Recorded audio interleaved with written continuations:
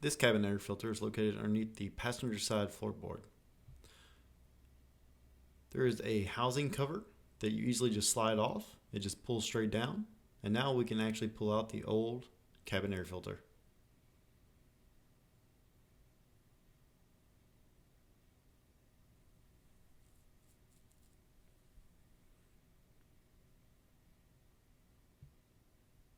Once you get this out, you'll notice all the debris. If you see any more, make sure to clean it all out.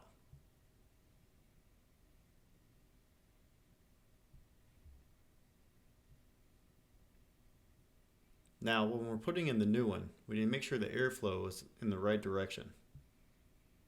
So it's actually going to be going towards the center of the car. So when you're sliding this in, just make sure the arrows are pointing the right way. Slide in the new filter, and then put the cover back on, and you're all done.